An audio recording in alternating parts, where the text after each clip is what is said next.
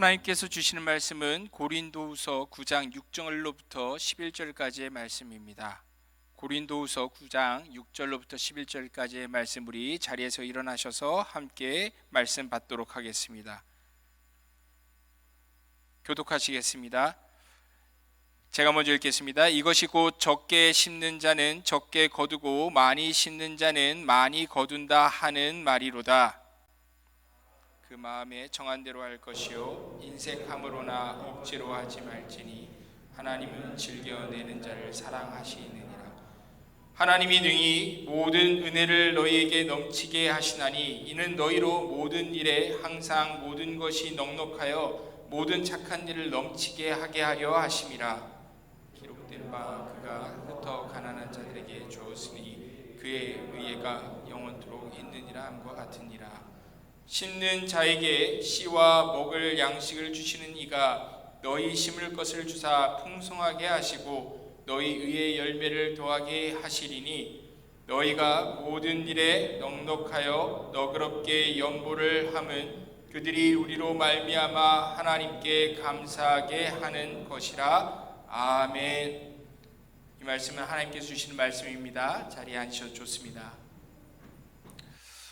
오늘 평소보다 약간 빈자리가 있는 듯한 기분이 드는데 저의 느낌적인 느낌이기를 바랍니다. 오늘 설교의 주제가 헌금이기 때문에 혹시 그런 건 아닌가 저 혼자 그렇게 기우를 가져봅니다. 오늘 말씀을 우리가 함께 봉독했는데요. 이슈는 돈에 대한 것입니다.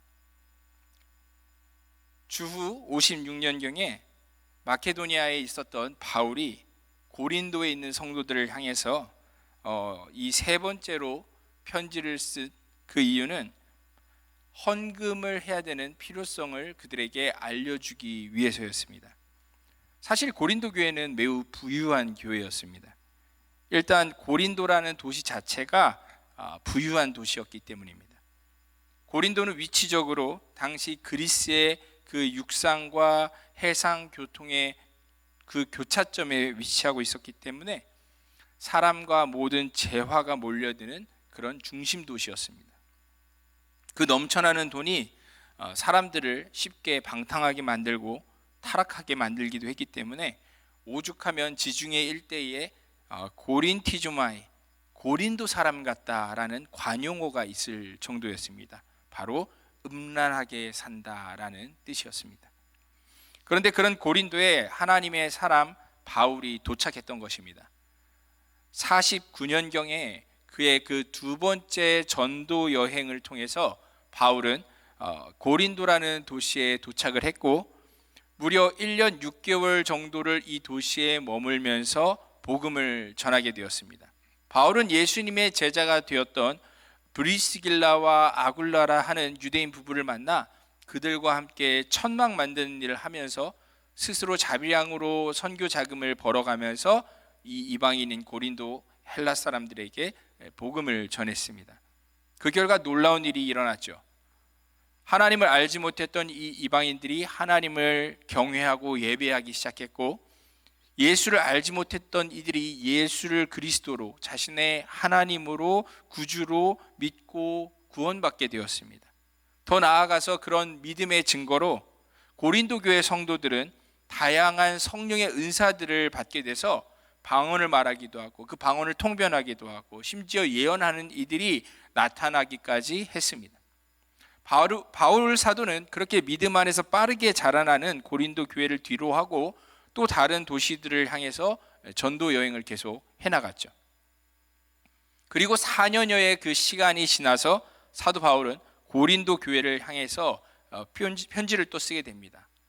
이 편지는 아마 세 번째 편지 같은데 이 편지의 주된 주제 중에 하나가 바로 헌금이라는 것이었습니다.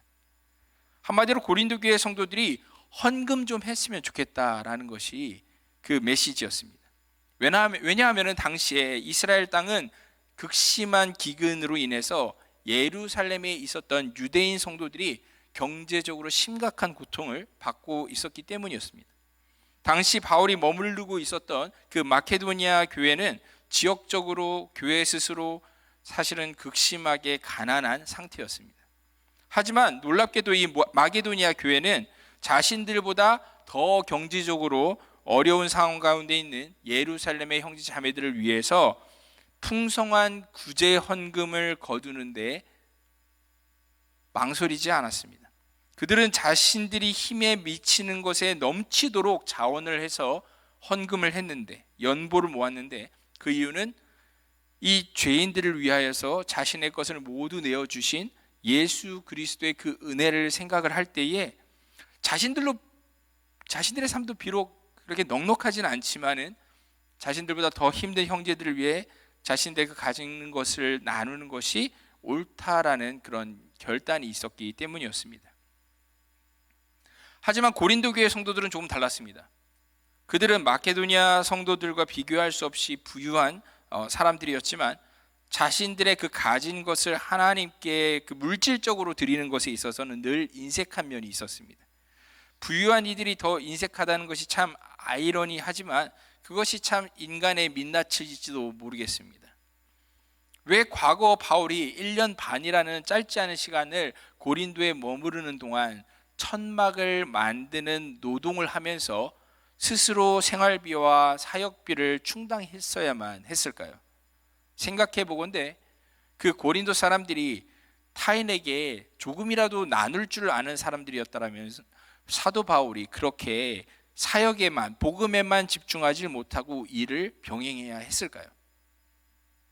사도행전과 바울의 편지들을 보면은 바울이 복음 사역에만 온전하게 집중하지 못하고 재정적인 어려움 때문에 고린도에 있을 시간 동안에 일을 병행해야 했던 그 기록을 보게 되면 다른 지역에선 그런 기록이 없습니다. 오직 고린도에서만 바울이 일을 병행했던 것을 볼 수가 있습니다. 역설적이게도 가장 부유한 교회 성도들이 가장 강렬하게 성령을 체험하고 뜨겁게 성령의 은사들을 많이 받았음에도 불구하고 헌금 이야기, 돈 이야기가 나오면 그렇게 가장 냉담한 태도를 보이곤 했던 것입니다. 그래서 자신들에게 복음을 전하고 진리를 가르치는 이 하나님의 사도를 경제적으로 돕는 일에는 가장 소극적이었습니다. 어쩌면 자신들이 바울을 경제적으로 돕는다면 이 사도가 그래서 사역에만 집중해서 자신의 가족들과 도시의 많은 사람들에게 복음을 전했다라면 정말 더 많은 이들이 구원을 받을 수 있는 일이 가능했을 것인데도 고린도 사람들은 그것을 선택하기보다는 자신들의 그 돈주머니를 꼭 붙들고 있는 것을 차라리 택했습니다. 그리고 바울이 다른 생업을 가지고 사례비를 받지 않는 것이 자신들에게 이득이라고 생각하는 이들조차 있었습니다. 여기서 우리는 고린도 교회와 이 마케도니아 교회를 대조하면서 한 가지 질문을 품게 됩니다. 고린도 교회는 그처럼 하나님께 돈을 드리는 것을 기뻐하지 않았는데 왜 반대로 극심하게 가난했던 마케도니아 교회는 헌금하는 것을 기뻐했을까요? 단순히 고린도 교회 사람들은 이기적이고 욕심꾸러기들이 모여 있었기 때문이고 없이 살았을지언정 이 마케도니아 교회는 이타적인 천사 같은 사람들이 살고 있었기 때문이었을까요? 혹시 이 헌금이라는 이슈의 이면에는 인간의 그 이기심 혹은 이타심이라는 도덕적인 이런 단어들 이상의 그 무언가가 숨어 있는 건 아닐까요?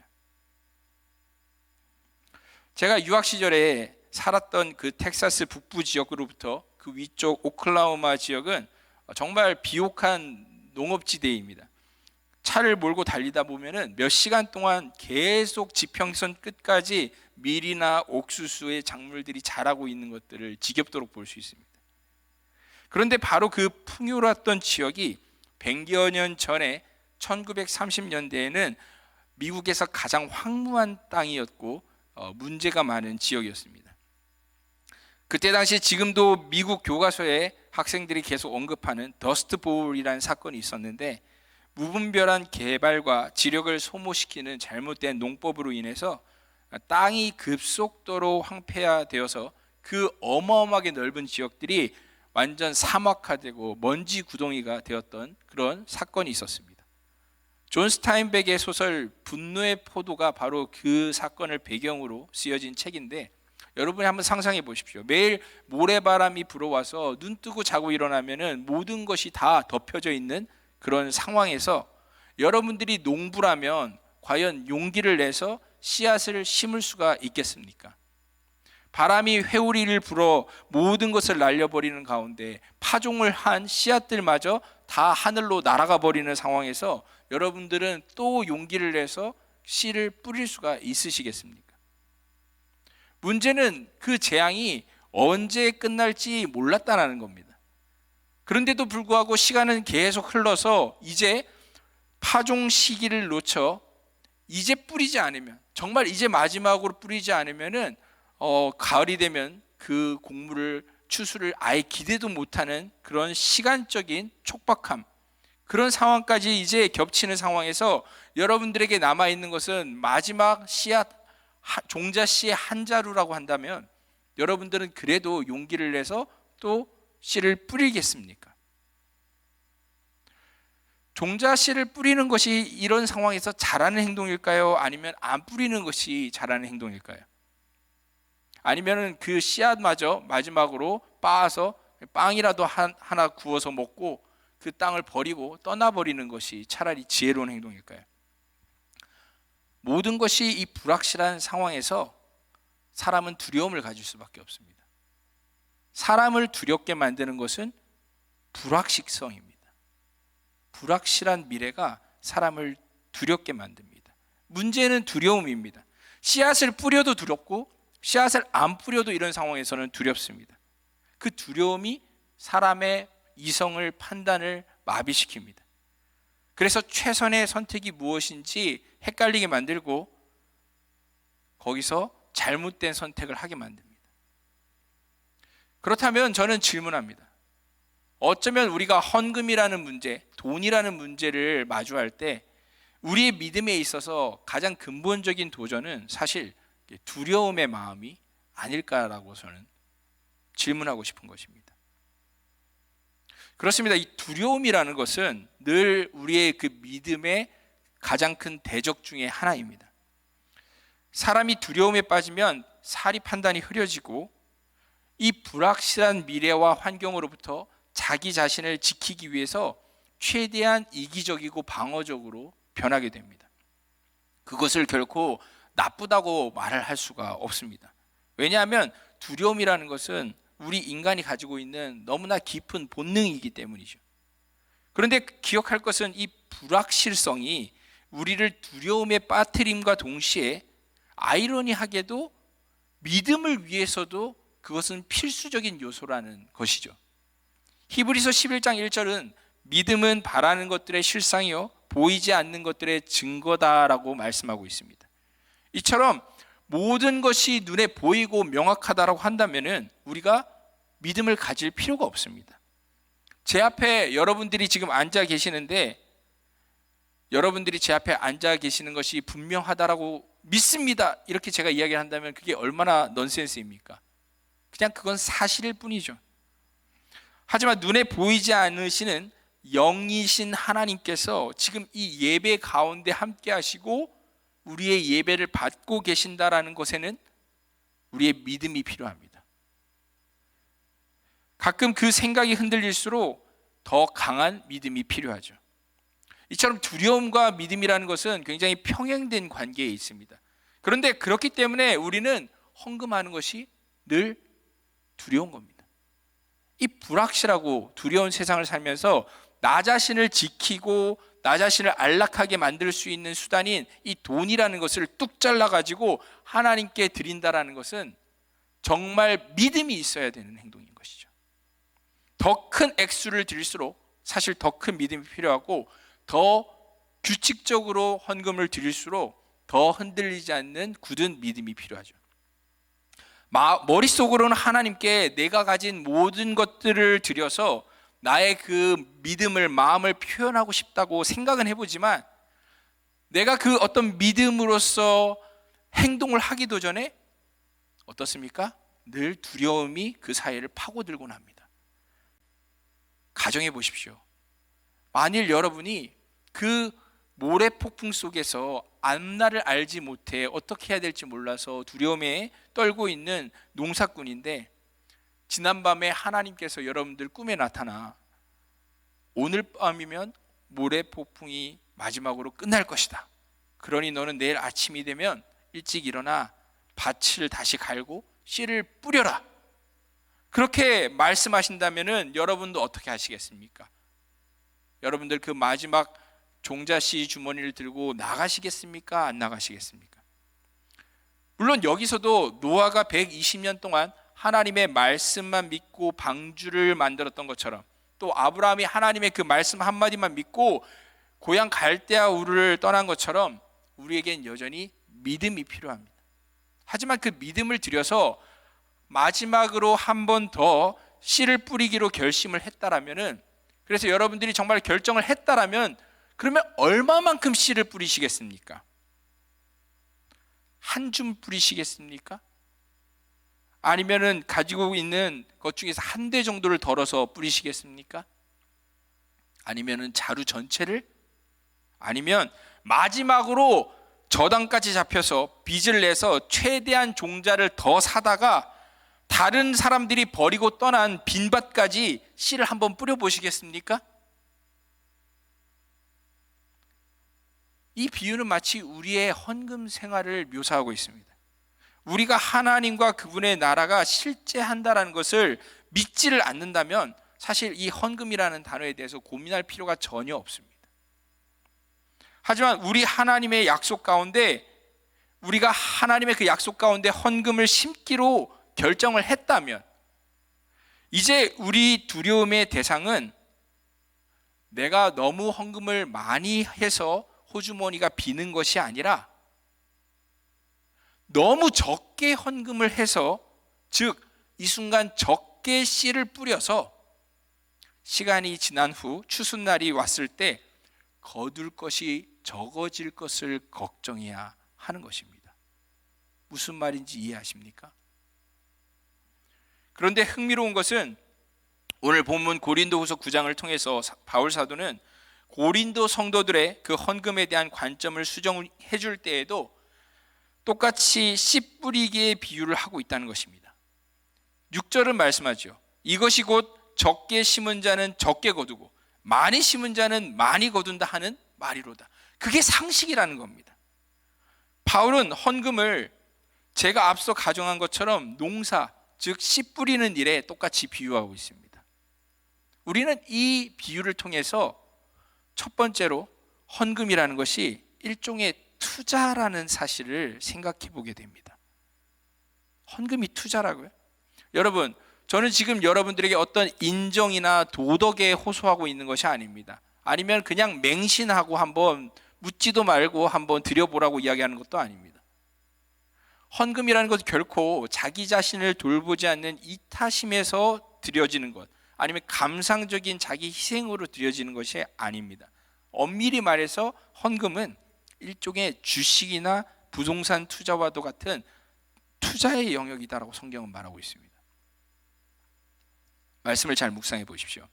분명 바울은 더 넉넉히 헌금하는 사람은 그에 걸맞는 풍성한 결과물의 보상을 받게 될 것이다 라고 이야기를 하고 있습니다.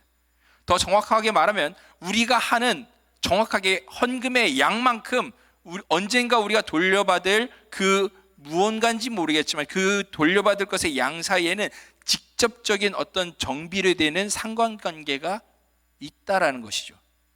우리가 하나님께 투자를 하게 되면 하나님께서는 우리 삶에 되갚아 주시겠다라고 성경은 약속하고 있는데, 이 말은 결코 어떻게 하면 우리가 부자가 될 수 있는지에 대한 비법을 말하고 있는 것이 아닙니다.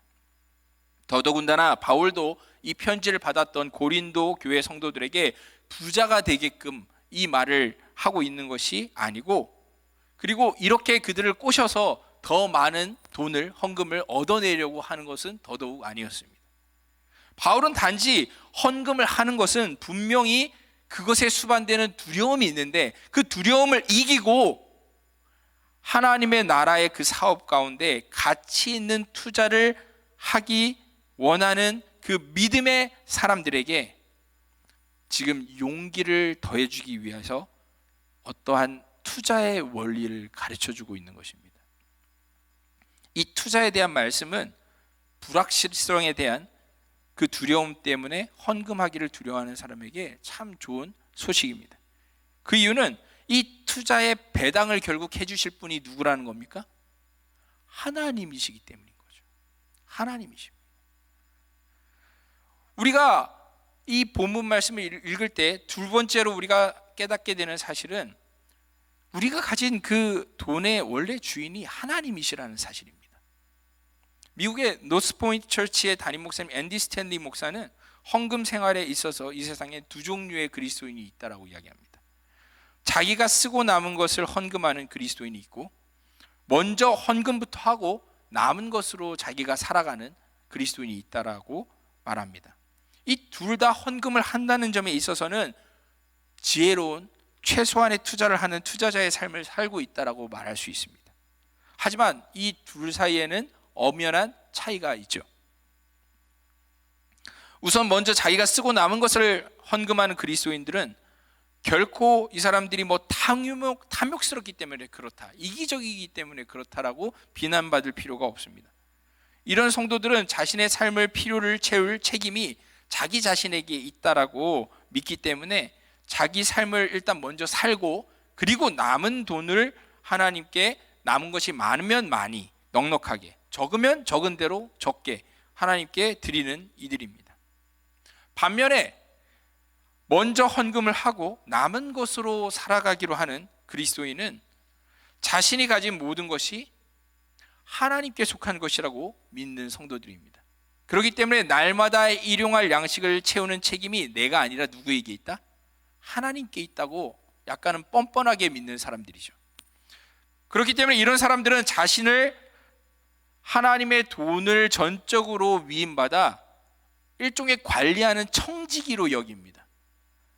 그렇기 때문에 그 돈을 사용할 때 부주의하게 막 쓰는 것이 아니라 깊이 고민을 하지만 사용해야 될 때는, 특히 하나님의 일을 위해서 써야 될 때는 망설이지 않고 집행하는 사람들이죠.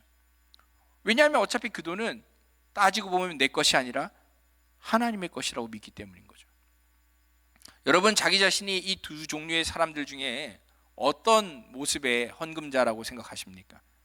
남은 것을 헌금을 하는 이들도 훌륭합니다만, 문제는 그런 사람들은 가끔씩 관대함에 의존한 헌금 생활을 하다 보니까 그 관대할 때에는 넉넉하게 헌금을 하지만 자신의 마음의 관대함이 쪼그라들 때에는 헌금이 너무 크게 줄어든다라는 거죠. 우리가 불확실한 세상을 살다 보면 이 두려운 세상 가운데 어떻습니까? 우리의 감정이라는 것은 왔다 갔다 하는 거죠. 상황 논리에 의해서 우리의 사람의 마음은 금방 인색해져 버리곤 합니다. 하지만 하나님께서는 우리가 그렇게 쪼들리고 급급하고 그렇게 우리가 수비적으로 믿음 생활을 하기를 바라지 않으시고, 헌금 생활을 할 때도 하나님께서 우리가 즐거운 마음으로 헌금 생활을 하기를 원하십니다.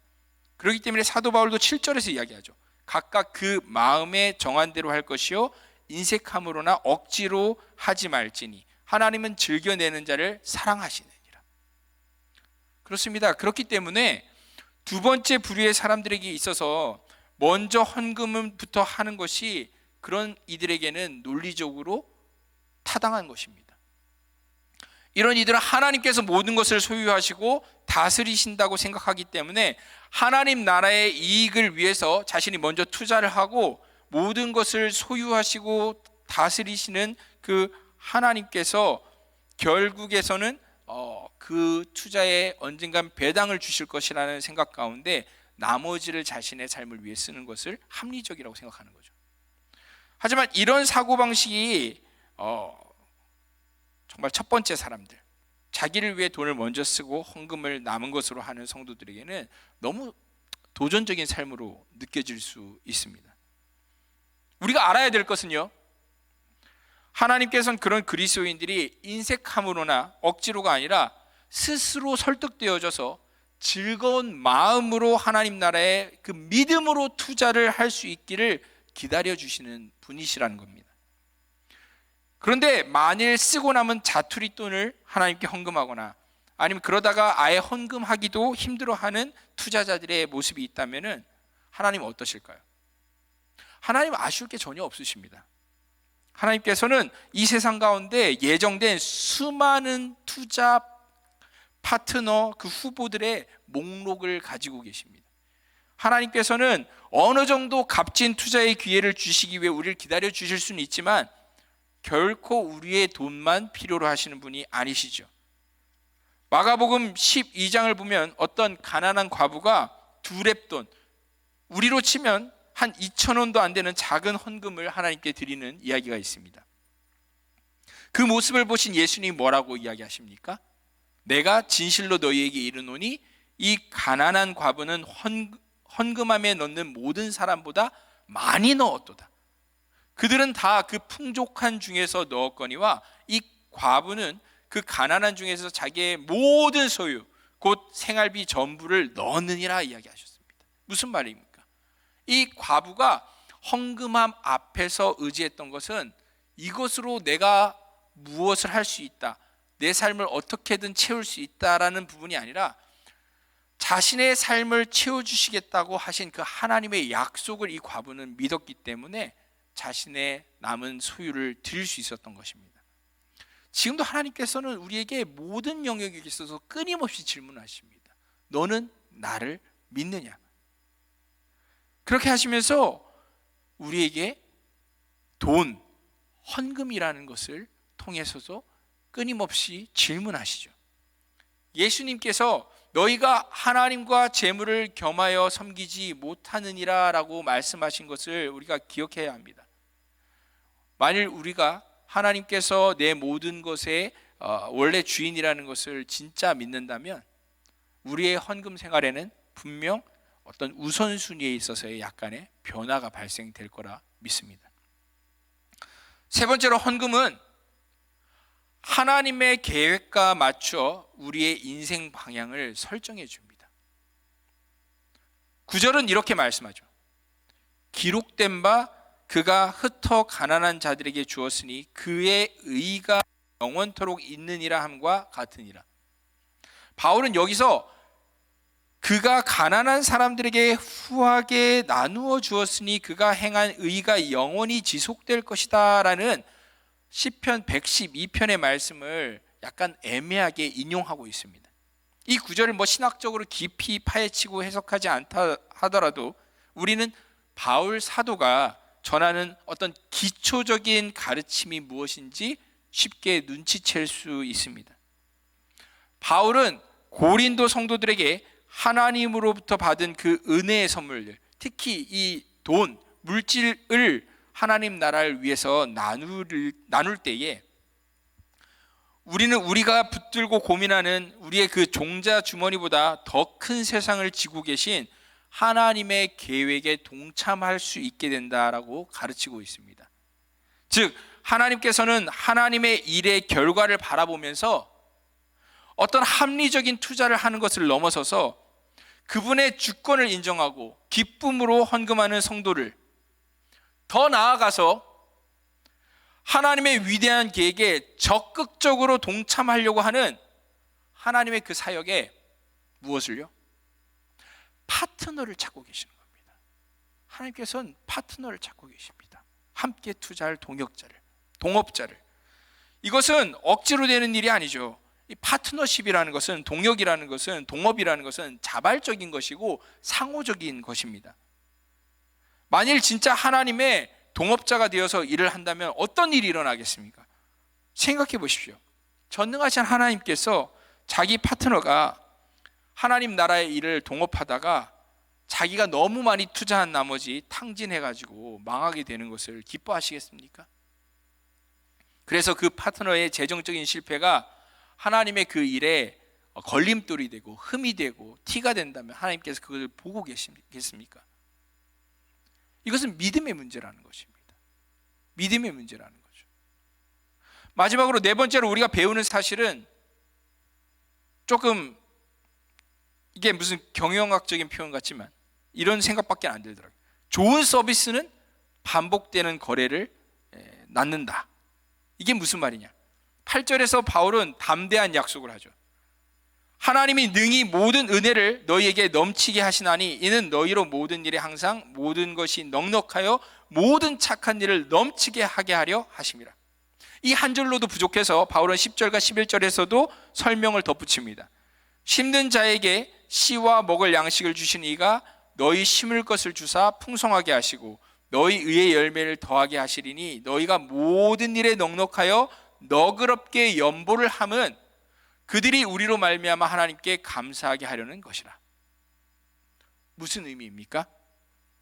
한마디로 우리가 하나님께 충성스럽게 넉넉하게 헌금을 하는 것은 마치 우리가 하나님께 어떤 서비스 업종에서 훌륭한 서비스를 해드리는 것과 같다라는 겁니다.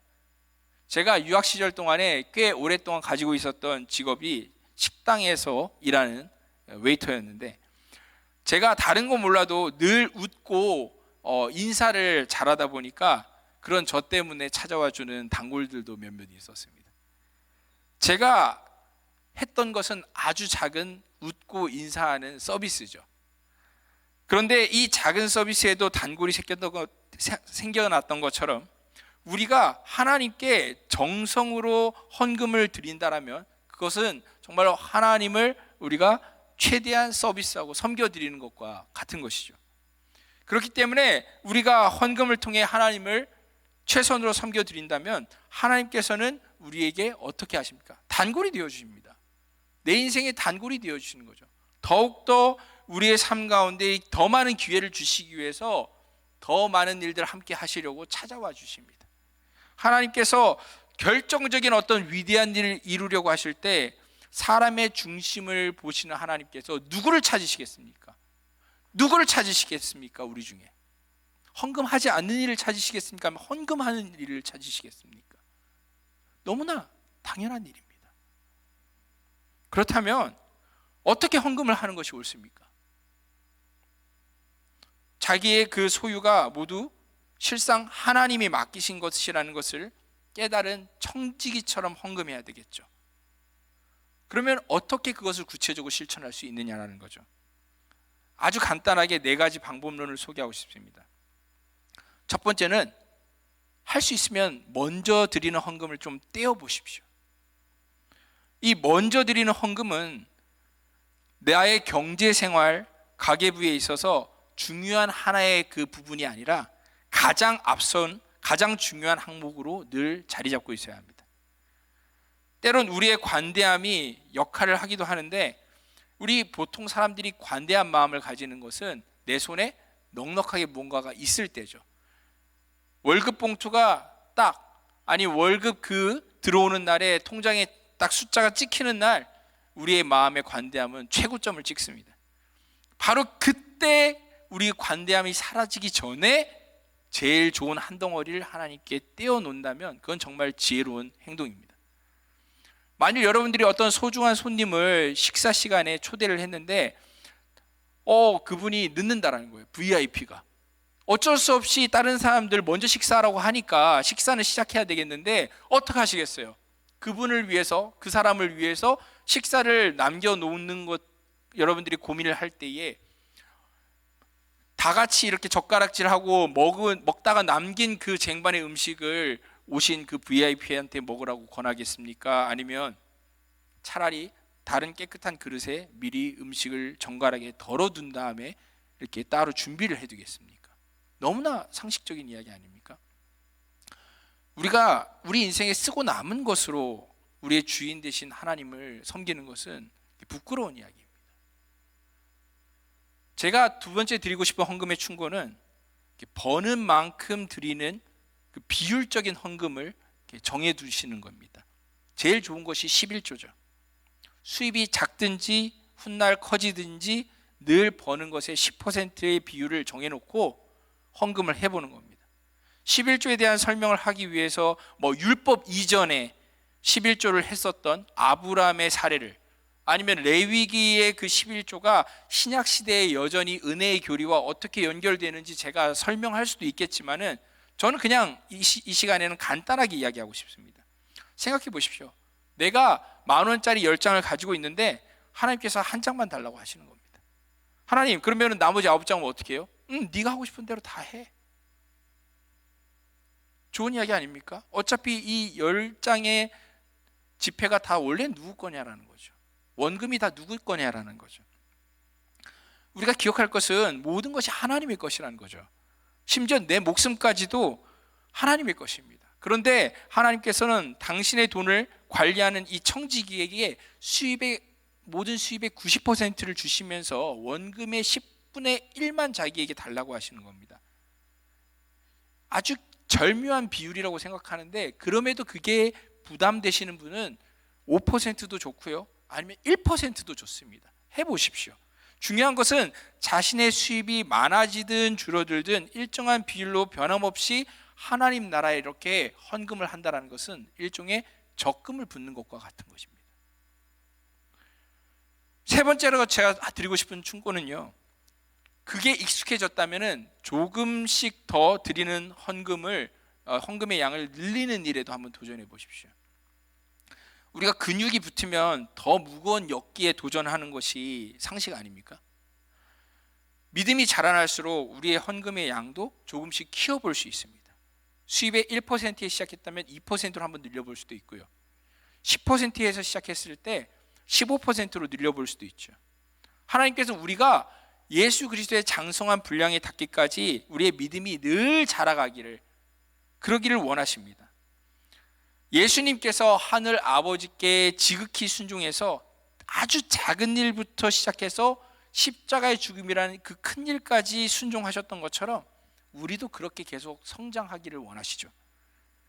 그렇기 때문에 여러분들의 그 수입에 있어서 꼭 교회에 하는 헌금이 아니라도 좋습니다. 자선단체에 하는 그런 자선 행위도 좋고, 어떤 다른 선량한 기부의 방법이 있다면 상관없습니다. 하나님의 이름으로 여러분들의 그 돈을 집행을 한다라면 그것은 하나님 나라의 투자가 되는 것입니다. 하나님께서는 우리가 더 큰 투자로 더 풍성한 열매를 장차 얻기를 원하신다는 것을 생각하시고, 할 수 있다면 더 투자하실 수 있기를 바랍니다. 마지막으로, 가끔은 특별 헌금을 하나님께서 요구하실 때가 있을 때 그때 기쁨으로 드려보십시오.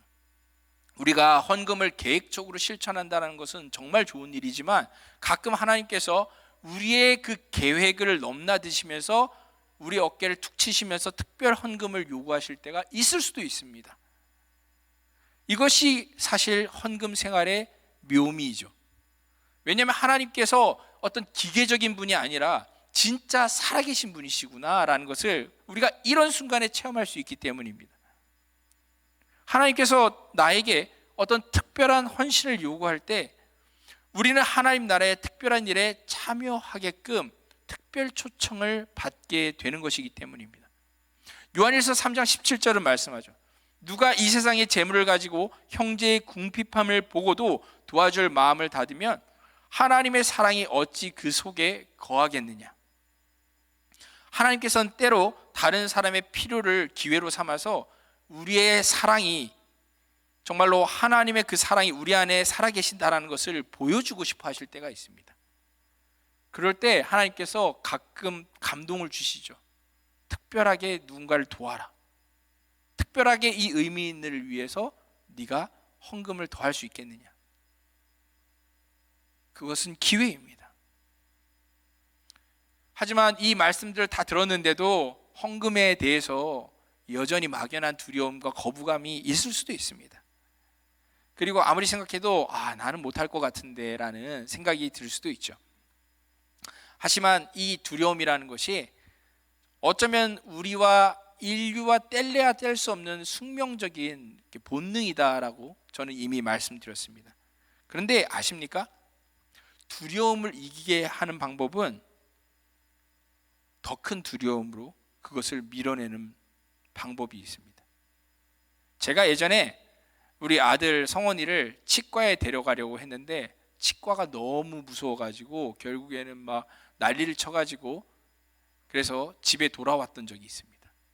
그래서 제가 고민하다가 아들한테 충치로 이빨 전체가 썩어버린 어떤 사람의 사진을 인터넷에서 찾아서 보여주면서 네가 치과를 끝까지 안 가면 이렇게 될 수 있다라고 보여주니까 저희 아들이 너무 무서워하는 거예요. 이빨 이렇게 되는 거냐고, 치과 안 가면. 그러면서 너무 치과가 무섭지만 자기 이빨이 다 썩어서 빠져버리는 건 더 무섭기 때문에 두려움을 극복하고 치과에 가서 치료를 받았던 일이 있습니다. 제가 무슨 말을 하는지 벌써 눈치채신 분들이 있을 겁니다. 우리가 두려움을 가지고 있죠. 하지만 그 두려움은 극복할 대상이 아니라 사실 이용할 대상이라는 겁니다. 잠언 9장 10절의 이야기입니다. 여호와를 경외하는 것, 정확한 원어대로 말하면 여호와를 두려워하는 것이 지혜의 근본이다 라고 말하고 있습니다. 그러므로 우리가 진짜 두려워해야 될 대상을 우리는 제대로 알고 두려워해야 합니다. 그래야 덜 두려운 것들을 피할 수가 있죠. 여러분은 어떤 상황이 제일 두려우십니까? 이런 불확실한 세상 가운데 언젠가 나 자신을 지킬 돈이 없어서 힘들어서 쩔쩔매는 상황이 두려우십니까? 아니면 그것보다도 내가 돈은 있다가도 아니면 없다가도 있는데 내가 돈이 없을 때 하나님께서 나를 네 혼자 알아서 잘 해보라고 그렇게 내버려 두시는, 모른 척 하시는 상황이 더 두려우십니까? 아니면 그것도 아니면은 하나님께서 언젠간 우리를 부르실 텐데 그 앞에 서서 우리 인생의 투자에 대한 배당금을 결산받는 그날에 그 마지막의 때에 내가 하나님 나라에 투자한 것이 아무것도 없다는 사실에 부끄러워서 아무것도 거두지 못하는 그 상황이 가장 두려우십니까? 여러분은 어떤 상황을 가장 두려워하십니까? 결국 우리의 그 믿음의 분량대로 우리가 무엇을 더 두려워하는지에 대한 이해하는 만큼 우리는 결국 우리의 삶을 투자하게 됩니다. 자신의 믿음 안에서 여러분들 가장 두려운 상황이 무엇인지 생각하시고 그것을 대비하십시오. 그것을 준비하십시오. 하지만 제가 마지막으로 말씀드리고 싶은 것은 두려움보다 더 강한 것이 있는데 그것은 바로 사랑이라는 것입니다. 우리가 우리 죄인들을 구원하시기 위해 자기 모든 것을 다 내어주신 예수 그리스도의 그 십자가 은혜에 우리가 정말로 감사할 줄 안다면, 그래서 이 세상에 그 아들까지 주신 하늘 아버지의 사랑을 우리가 정말로 기억한다면 우리도 하나님을 사랑하기 때문에 우리의 것을 하나님께 드리는 것에 대해서 가지는 그 두려움을 우리는 그 사랑으로 이겨낼 수 있습니다. 기쁨으로 우리의 것을 드릴 수 있게 되는 거죠. 요한일서 4장 18절은 말씀하죠.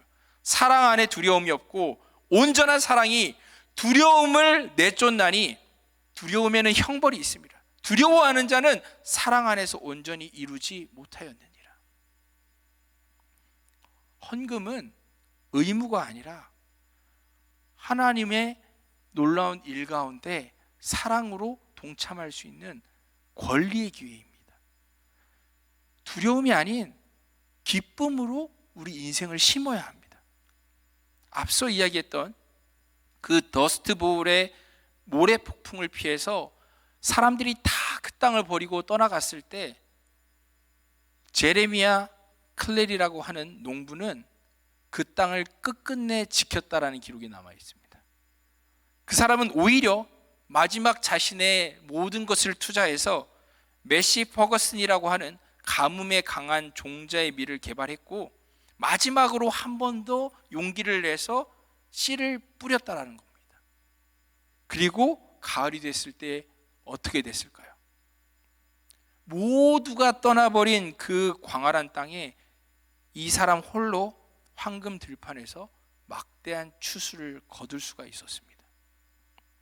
사랑하는 여러분, 부디 두려움이 아닌 기쁨으로 영원에 투자하시는 여러분들 되시기를 바랍니다. 그렇게 믿음으로 심을 때에 인생의 끝에 그 누구보다도 기쁨으로 풍성한 단을 거두시는 그런 하나님의 추수자들이 되기를 주님의 이름으로 축복합니다. 아멘이십니까? 네, 마음으로 다들 믿음으로 받으셨는 줄 믿습니다. 우리 함께 이 시간 우리의 믿음의 그 고백을 하나님께 음유를 담아서 고백하기를 원합니다. 믿음이 필요합니다. 늘 믿음이 필요합니다. 모든 영역의 믿음이 필요하고, 특별히 우리 일상의 가장 피부에 와닿는 이 돈이라는 문제는 더더욱 우리의 믿음을 필요로 하는 것입니다. 우리가 기억할 것은 우리를 사랑하셔서 모든 것을 주신 하나님의 그 사랑을 우리가 기억할 때에 우리의 모든 것 또한 하나님의 것이다라는 것을 우리가 다시 한번 생각하고 우리의 삶을 성실한 청지기로서, 의로운 청지기로서 살아가는 것입니다. 우리 함께 이 시간 찬양하겠습니다. 나의 모습